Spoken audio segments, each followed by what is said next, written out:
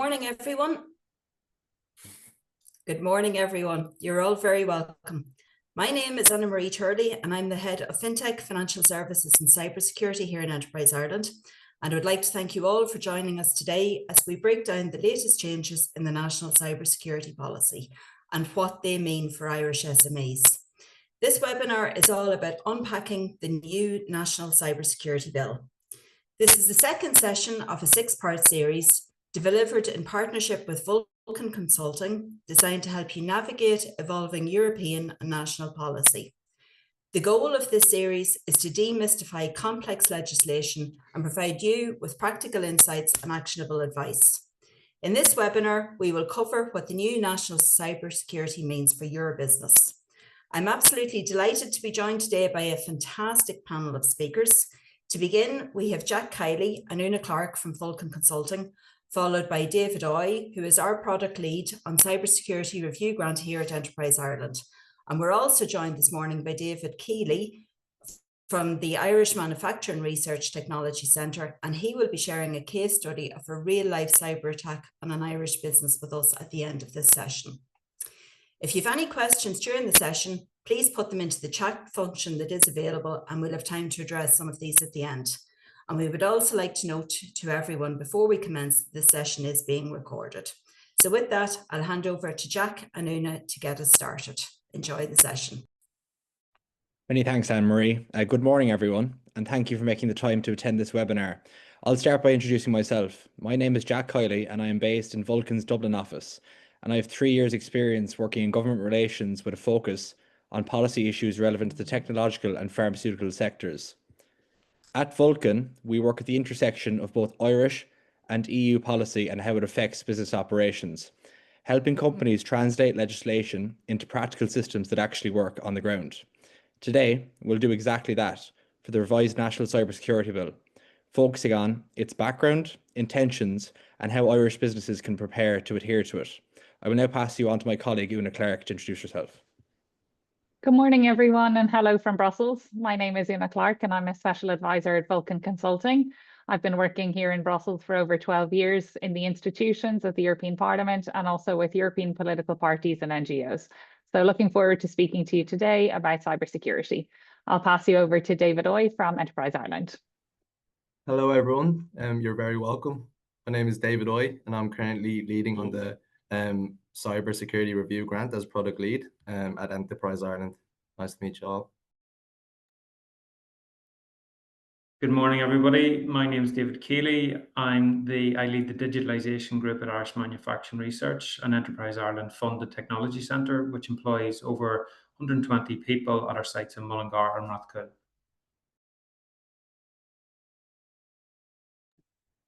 Perfect, thank you. So before we go into the more granular detail of the National Cybersecurity Bill, it is important for us to provide you a context for the bill's origin and its broad intentions.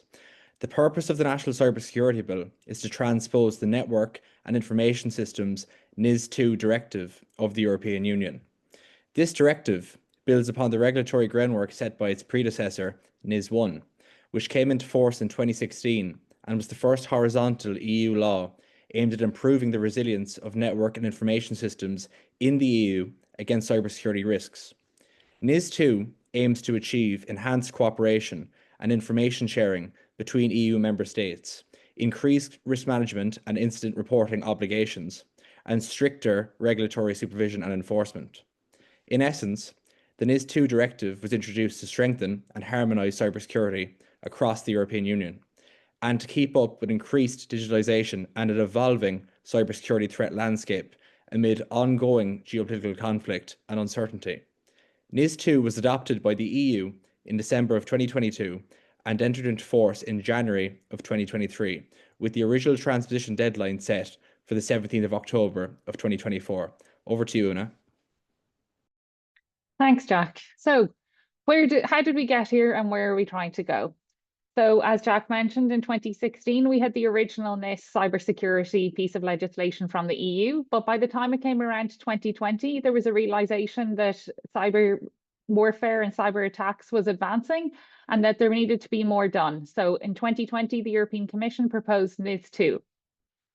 However, in 2022, it took 2 years for it to be negotiated at the EU level. After that, the efforts to move it into Irish law started. And that's the thing about this piece of legislation, is that it doesn't just automatically become law once adopted by the EU. Before businesses and companies in every EU member state start to action it, it needs to be written into national law. So that's where we are at the moment, is that we're waiting for it to be written into Irish law.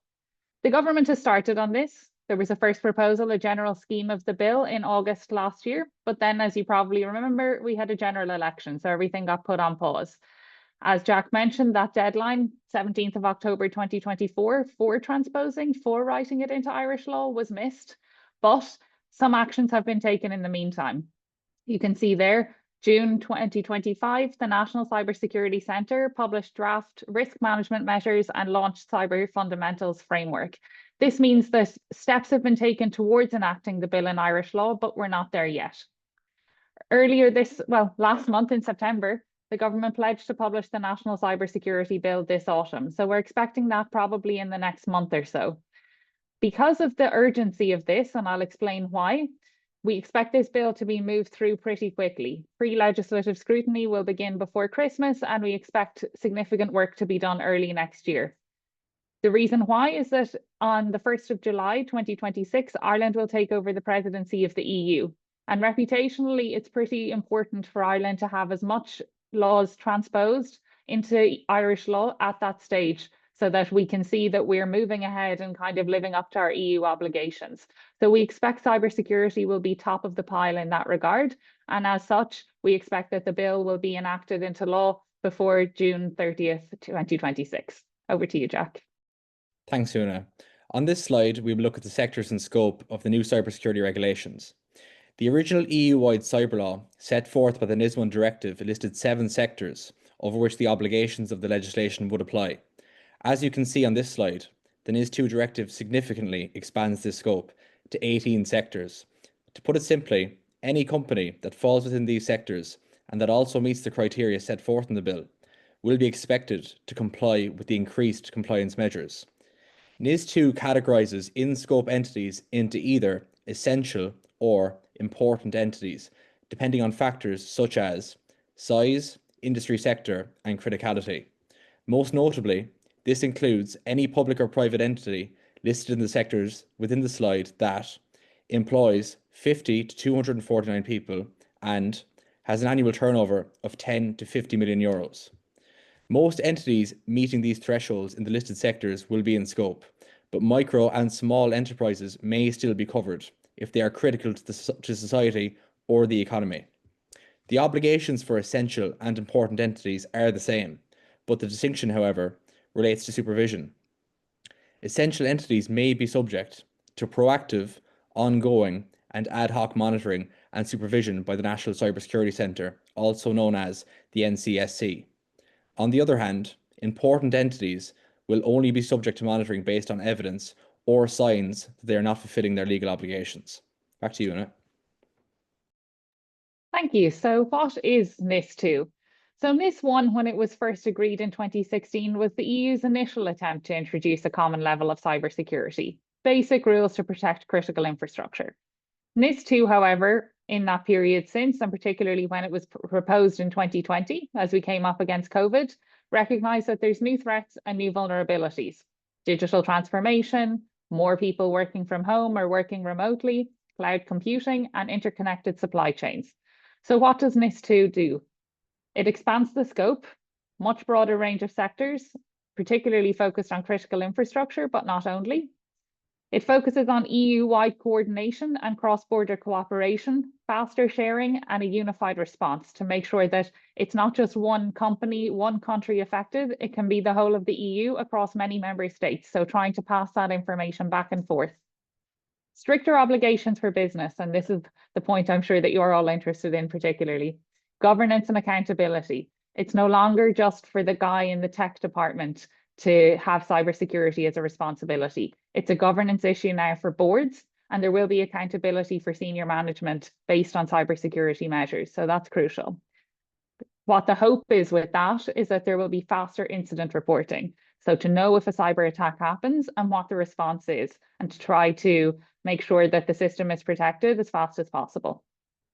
Another crucial factor is supply chain cybersecurity.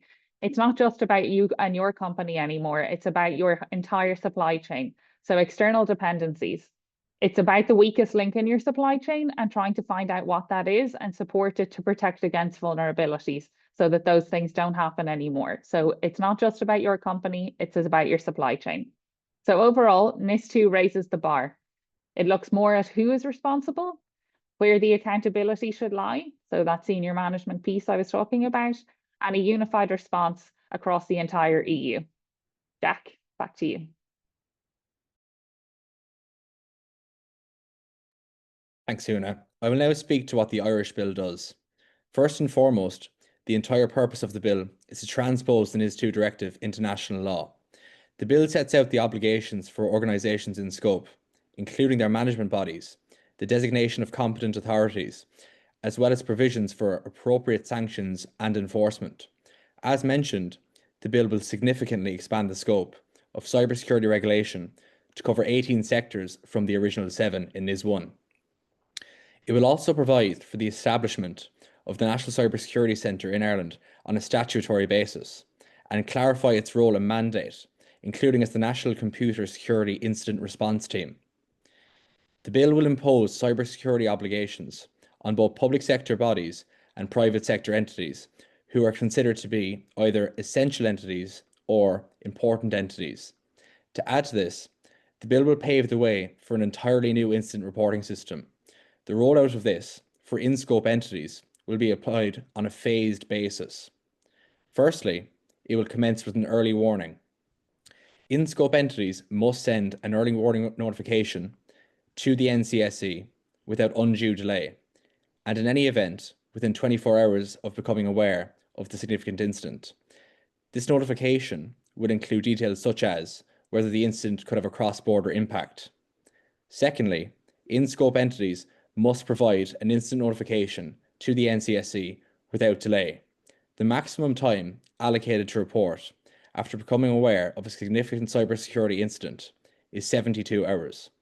This notification would include more detailed information, such as an initial assessment of the incident, including its severity and impact.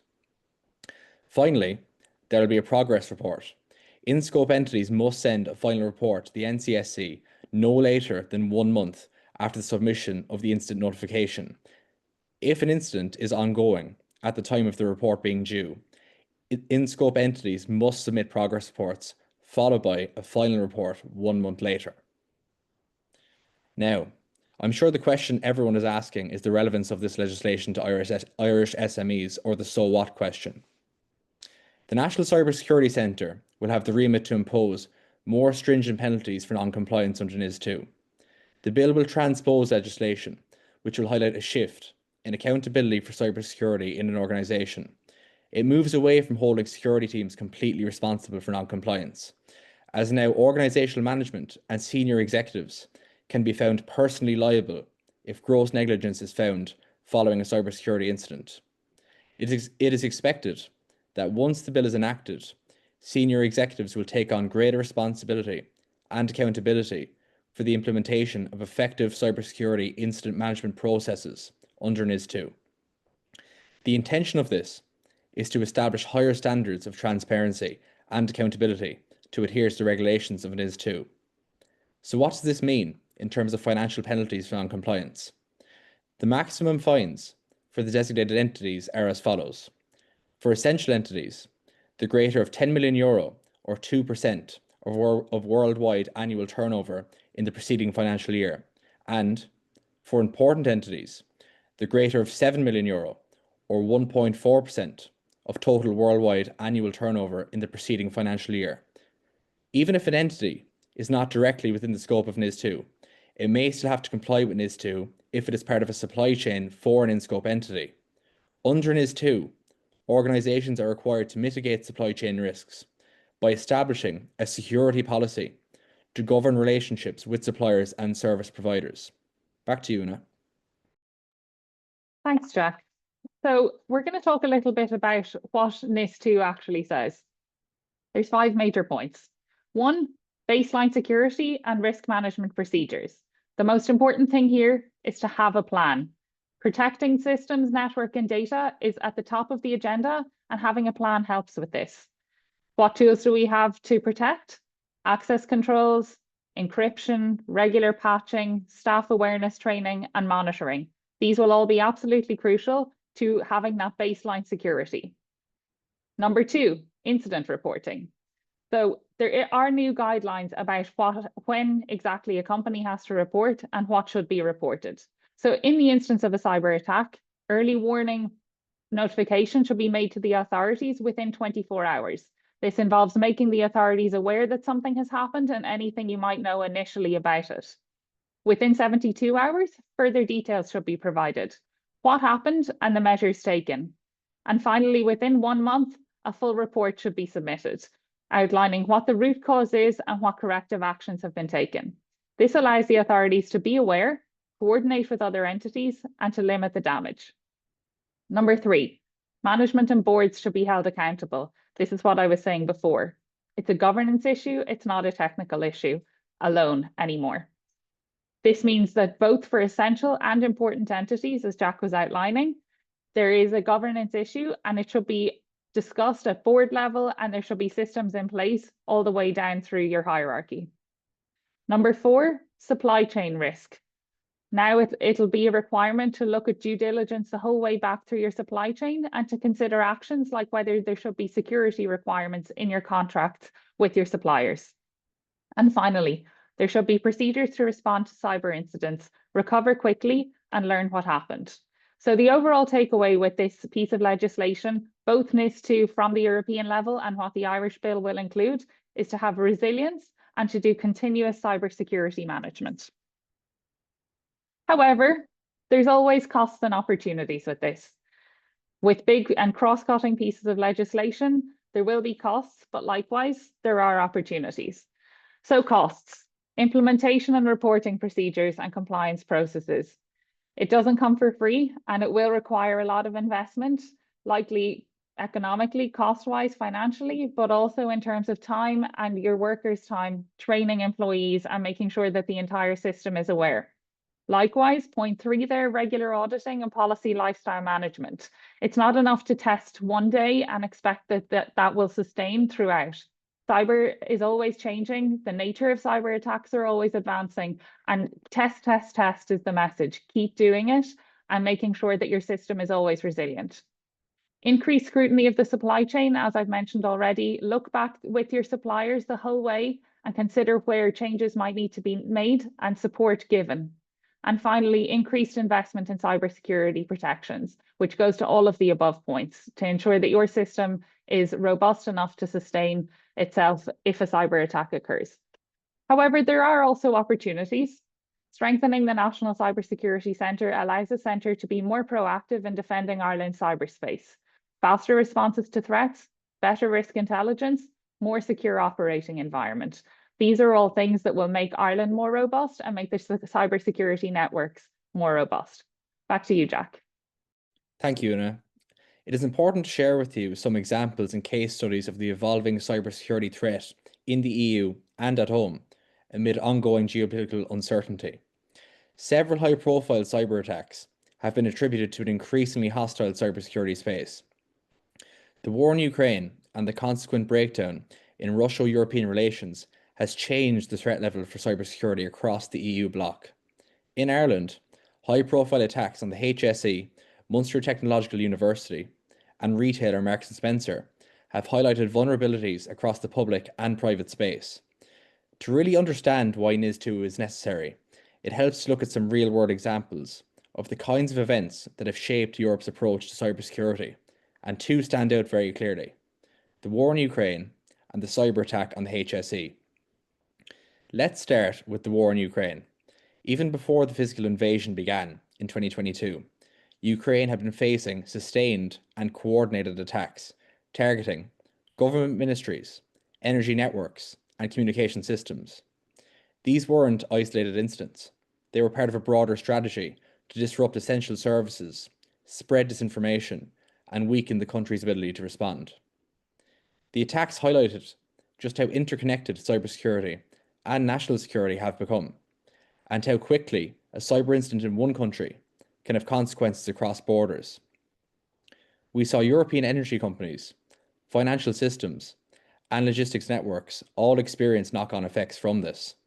For the EU, it was a stark reminder that collective resilience and information sharing are critical, and that no country can defend itself alone. This experience fed directly into the design of NIS2, which emphasises EU-wide coordination, early warning mechanisms, and common standards for critical infrastructure.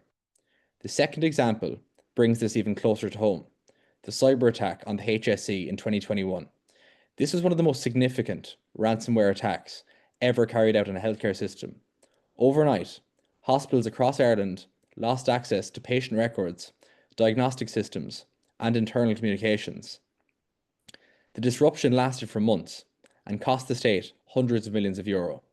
Beyond the financial damage, it exposed how fragile critical services can be when cybersecurity isn't embedded at every level, from IT systems to supply chains and governance structures. The HSE attack showed that cyber incidents are not abstract threats. They can directly affect people's safety and well-being. Both of these examples underline the core purpose of NIS2, to ensure that essential and important services are better prepared, more coordinated, and more resilient in the face of growing cyber threats. The directive isn't just about compliance. It's about learning from these events and building systems strong enough to withstand the next one. Back to you, Una. Thanks, Jack. So what should businesses do now? Essential and important, as Jack has already said. There is a distinction between essential and important entities in the directive, and we will see that translated into Irish law. So the first thing to do is figure out if your business is under the scope of NIS2. Essential, important. So essential was established in NIS1, but defined by each country, consequently, and this should be maintained. Important, the Irish Bill will provide clarity as regards which entities are essential and which are important. The result will be different levels of scrutiny. So while you can start to look to see if your business would fall under the scope of NIS2, the bill that will come later this month or early next month will provide further clarity as to whether this applies to you. In terms of compliance and audit, is incident reporting up to date? Has your company already got procedures in place, and what needs to happen now? And does it reflect current standards?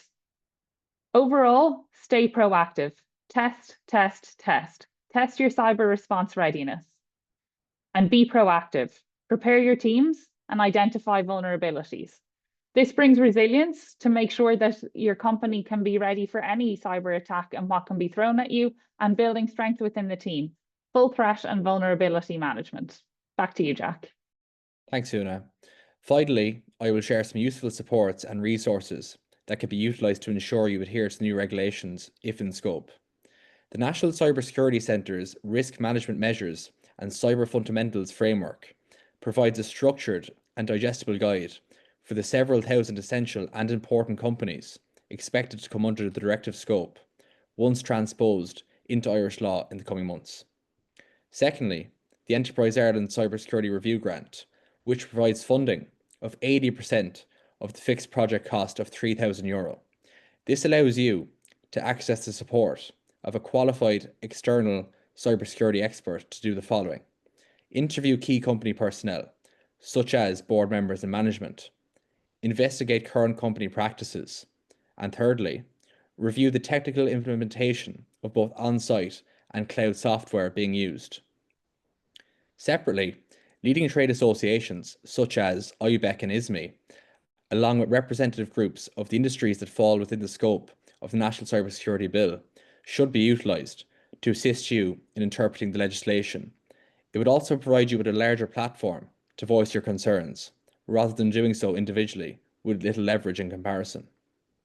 INISIA, who serve as the EU agency dedicated to cybersecurity, published a useful handbook for in-scope entities deemed both essential and important, which is entitled cybersecurity roles and skills for NIS2 essential and important entities. We have linked this resource within the presentation for your convenience once it is made available to read in the coming days. The handbook is about 20 pages in length and is digestible to grasp an understanding of adhering to the new requirements arising from NIS2's transposition to EU member states such as Ireland's. The purpose of this resource is to assist in-scope entities in overcoming new regulatory hurdles. The guidance is based on the European Cybersecurity Skills Framework, which is the EU's reference framework for defining and assessing cybersecurity skills for professionals. I will now pass you on to our Enterprise Ireland colleagues to continue this webinar. Hi everyone, so I'm David Oy, and as mentioned, I'm the product lead on Enterprise Ireland Cybersecurity Review Grant, and thank you Jack and Una. So we now know there's widespread and national concern around cybersecurity, and we also know that NIS2 will have direct business implications. I think the Cybersecurity Review Grant as a support is a very good means of getting started in helping your business address its need for better cybersecurity. And we'll talk through in the next slide what the grant covers. So the grant is designed as a first step approach towards your next stages in your cybersecurity journey. It covers initial engagement with expert cybersecurity consultants who will help by assessing your cybersecurity posture, help identify threats, and also help to build a strategic roadmap for cybersecurity implementation. So what this has looked like for other clients and Irish businesses is a report consisting of actions for named owners, next steps, and often with outlined costs of implementation. So in monetary terms, it's, as Jack mentioned, it's 80% of €3,000. So it's a grant of €2,400 for a cybersecurity review. And our next slide, please. So this is one of the most accessible Enterprise Ireland supports across all our supports, meaning it's available to all EI clients across all regions and not limited by sector. So this ease of access has resulted in our support towards cybersecurity being accessed by over 280 Enterprise Ireland clients. And I'm aware, I think we have around 4,000 clients with Enterprise Ireland, so just a small fraction still.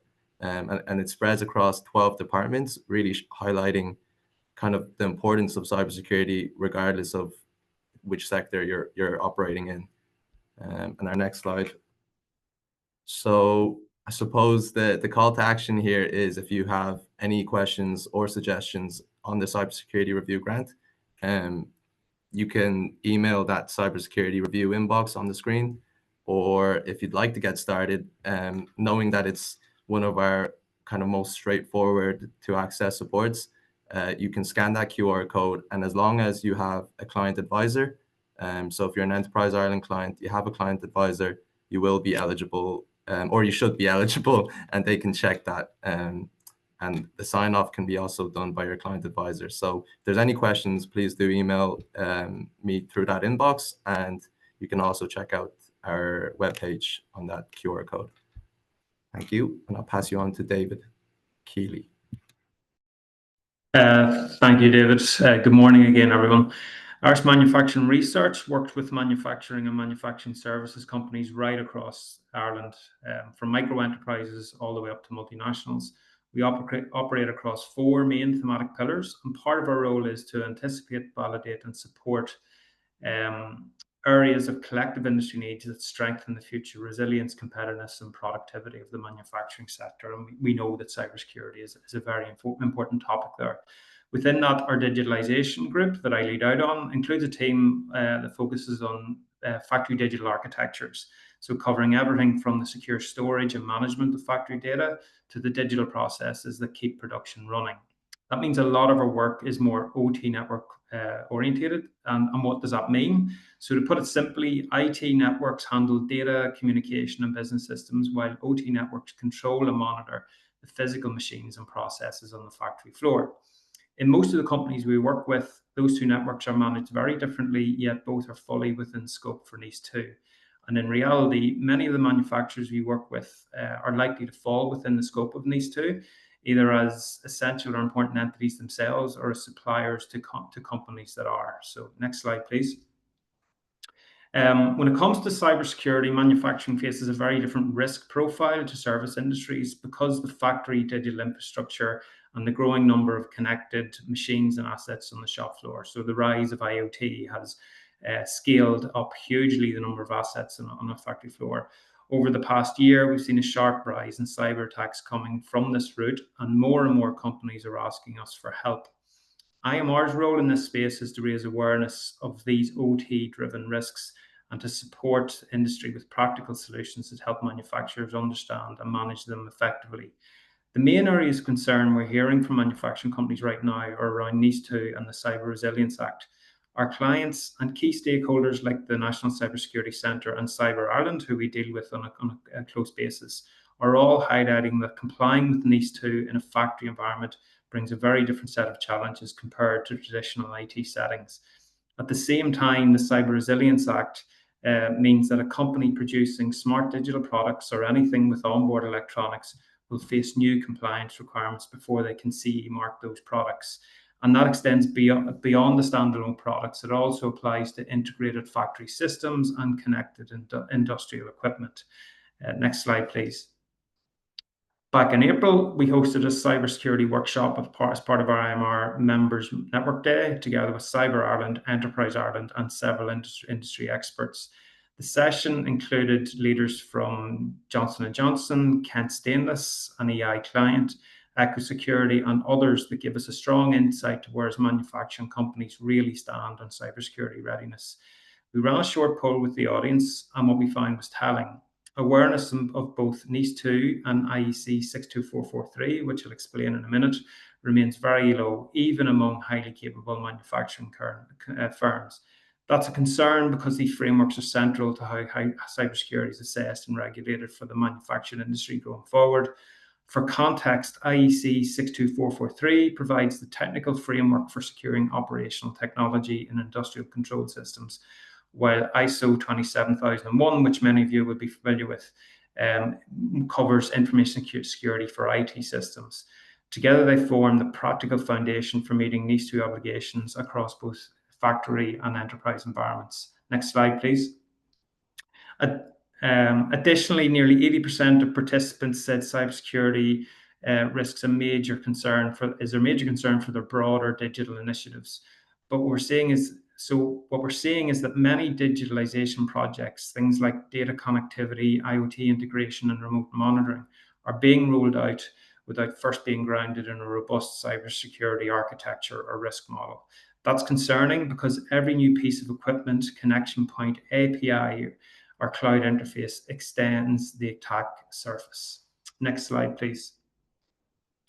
So before I get into the details of the case study, I do want to thank Kent Stainless, one of IMR and Enterprise Ireland's client companies based in Wexford, for allowing us to share this story.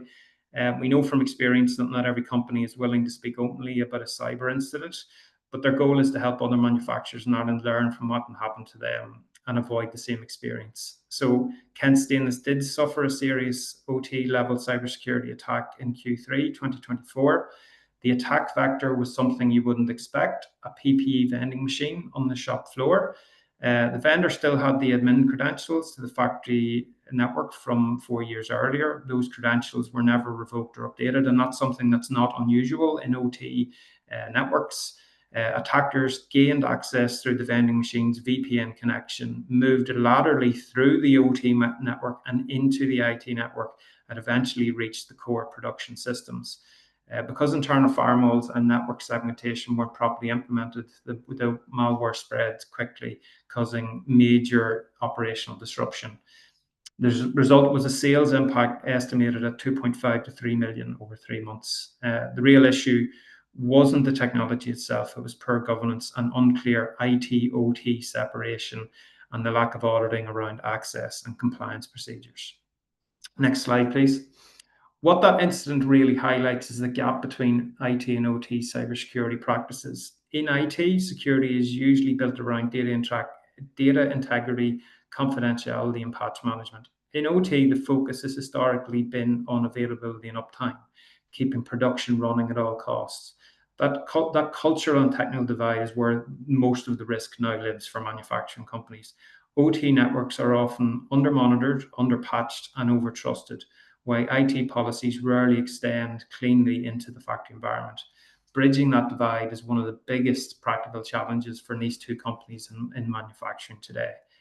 Next slide, please. So with that, I'd like to thank everybody for your time today. If anybody attending would like to make contact, I've shared my details here. Please feel free to reach out if there's something that you'd like to speak to Irish Manufacturing Research about, or something you'd like us to help you with. Thank you. I'd like to pass you back to the team again. Thanks a lot, David. So thanks to all our panelists this morning. That has been a really, really helpful overview of the new bill. And hopefully our clients and business representatives who are on the call now will have a bit more of an understanding of what's coming down the track and feel a lot more comfortable in how they're going to prepare. So I guess to summarize some of the key points that I took away from the presentations as the National Cybersecurity Bill moves forward towards enactment is that SMEs must act now to understand their legal obligations, strengthen their cyber defences, build a culture of security, prepare a plan, and leverage the supports and funding that are available, like Enterprise Ireland Cyber Security Review Support Offer. So we have some time for questions, and I can see that there's quite a few have come in already. So we won't be able to get through all of them, but we will do our best to follow up with you after the webinar where we can provide some further guidance. So if all the panelists have their cameras on again, we'll just go to this one. So the first one I see coming in is probably for Jack or Una. What is the projected timeline for the National Cybersecurity Bill and NIS2 implementation in Ireland? And is there an expected timeline in which entities with staff below 50 will be included? Thanks, Anne-Marie. Yeah, I'm happy to take this question. As discussed during the presentation, we don't have a definitive timeline for the enactment, but we can probably project quite a good estimate. The sequence is likely to be the publication of the bill, followed by pre-legislative scrutiny and passage through the Oireachtas. In the autumn legislative programme, which was published in recent weeks, which sets out the 13-week programme until the Christmas recess, the National Cybersecurity Bill was sectioned for priority publication. So that's the most urgent designation it could have gotten. So to align with the presidency of the EU in the second half of next year by Ireland, and given that they're going to make defence and security quite a core component of their agenda, I think to have any credibility on that matter, this bill will have to be enacted, a couple of months before July of next year. So we'd maybe project spring of next year when it's enacted into Irish law. Okay, great. Thank you for that. So next one I see coming in, how does NIS2 fit alongside existing regulations such as GDPR or DORA, the Digital Operationals Resilience Act? Yeah, thanks, Anna Marie. I can take that one. So GDPR and DORA, they already exist, obviously, and there is requirements on companies to meet those standards. NIS2 complements rather than duplicates other frameworks. So while GDPR governs data protection and DORA covers ICT resilience in financial services, NIS2 focuses on operational cybersecurity and incident response. So while each has their own obligations, there's significant overlap, and I'm sure companies can see that, particularly in areas like risk management, governance, and reporting. In practice, therefore, organizations can align controls across these regimes using a single integrated approach to demonstrate compliance efficiently. So that's what we would suggest, is to view them together, bundle them if you can, and try to make it as efficient as possible for yourself. Okay, great. Thank you, Una. So next one, as an EI client, who should I speak to if I'm interested in availing of the Cybersecurity Review Grant? So David, over to you for that. Thanks, Anna Marie. So as an Enterprise Ireland client, it's best to check with your client advisor if you have one, and they can check if you are eligible for the grant, and they can also do the sign off. But if they have any questions, or if you have any questions, then you can contact us at the Cybersecurity Review inbox. So the email that was on the slides there. Yeah. Thank you. Brilliant. Thanks, David. Next one, given the increasing convergence of IT and OT in manufacturing, what cybersecurity measures are you prioritising to protect operational technology from emerging threats? I think that's David Kiely. Yeah, thanks, Anna-Marie. So IMR, we're currently exploring what our role is in this space and what the industry need is. But in the meantime, we are giving some, advice to clients about what they can do, practical advice to clients of what they can do in this area. And it's probably two things really, and it touches on what I spoke about and what Una spoke about. The first one is just make sure that whatever existing IT security policies that you have in place, you're considering your OT network in your factory, and that it is a blind spot for a lot of organizations. They just see them as different networks. The IT guy takes care of the IT network, and the OT person, the automation person takes care of the factory floor.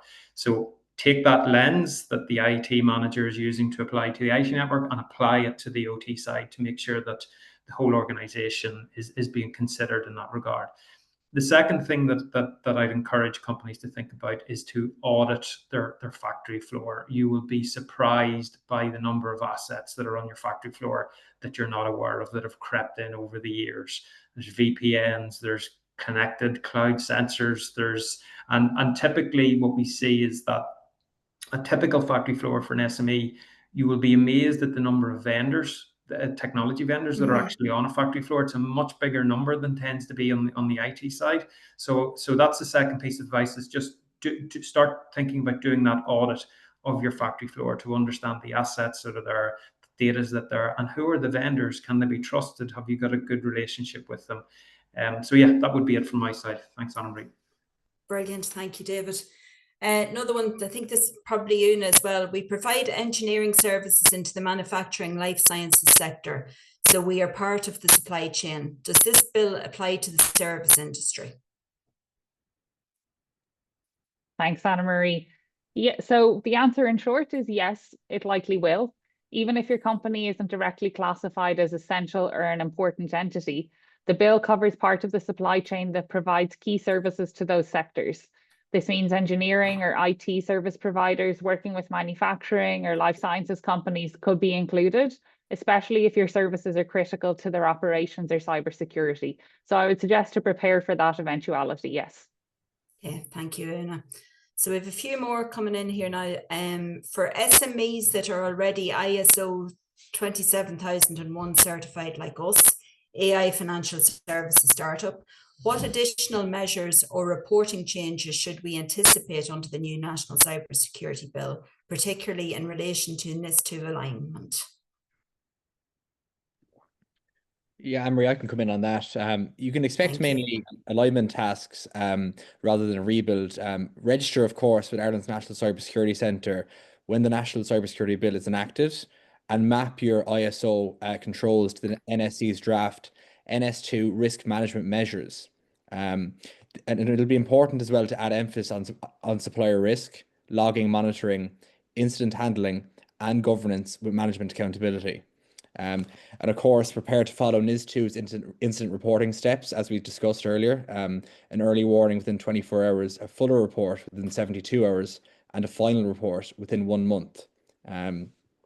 Unless you're a financial entity in scope of DORA, in which case DORA is reporting their separate reporting stream takes priority, while any uncovered areas from that may still follow NIS2. So there's a bit of a differentiation there. Okay, thanks, Jack. Another one here, does ISO 27001 support in covering a company's obligations under NIS2 scope? Somewhat similar question, I guess. Jack or Una, who wants to volunteer for this one? Yeah, I can take that one. So yes, is the answer. ISO 27001 provides a strong foundation for meeting many of the NIS2 requirements. It already covers key areas like risk management, access control, incident response, and continuous improvement. But NIS2 goes further in some aspects, and that's important to bear in mind.